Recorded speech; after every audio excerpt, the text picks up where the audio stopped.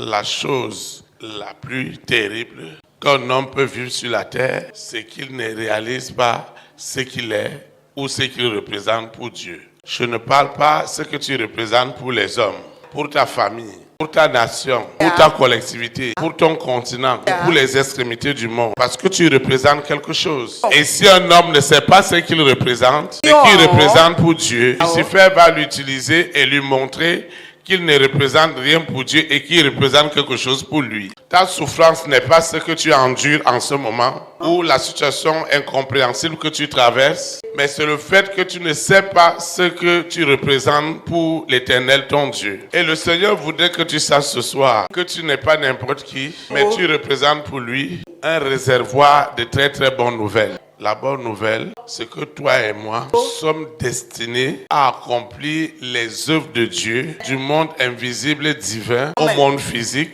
au travers du Saint-Esprit. Maintenant, si ces œuvres, si une de ces œuvres est accomplie, c'est cette œuvre-là qui devient une bonne nouvelle. Et la bonne nouvelle a quelque chose, c'est qu'elle doit réjouir. La bonne nouvelle doit gagner des âmes. Maintenant, tu vas encore me dire peut-être que tu ne comprends pas. Écoute-moi très bien. Avant que tu ne naisses, Dieu t'avait déjà destiné à accomplir ses œuvres à lui.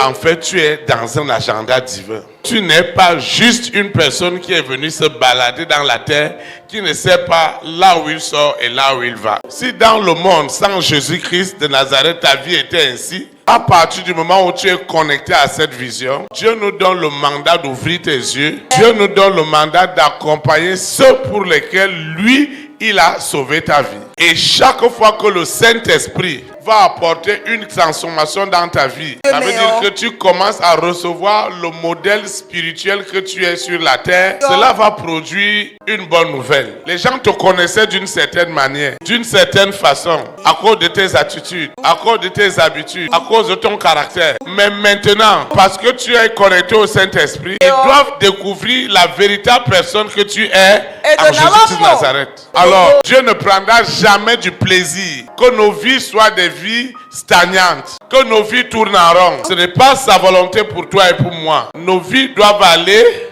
de bénédiction en bénédiction, de consécration en consécration, de maturité en maturité et surtout de gloire en gloire. Et je le prophétise pour quelqu'un ce soir dans le précieux nom de Jésus-Christ de Nazareth. Alors lorsqu'une bonne nouvelle se produit, ce n'est pas toi qui diras que c'est une bonne nouvelle. C'est le Saint-Esprit qui la rendra bonne nouvelle. Et comment le Saint-Esprit la rendra bonne nouvelle? C'est lui qui prendra cela du monde invisible divin pour l'accomplir dans le monde physique, parce que les âmes doivent être sauvées. Maintenant, tu dois savoir que la bonne nouvelle, c'est ce que les hommes doivent écouter de Dieu au travers de ta vie transformée. Ce n'est pas affaire de parler de Dieu, Dieu, Dieu. Vous voyez, là où Jésus-Christ est né, c'est dans une étable, au milieu des moutons. Mais c'était une bonne nouvelle. La bonne nouvelle, c'est que cet enfant qui est né est venu résoudre des problèmes. C'est pourquoi les situations que tu traverses, le Saint-Esprit ne peut pas les convertir en bonnes nouvelles. Ce sera un grand obstacle pour l'évangile. Parce que Dieu voudrait que toute personne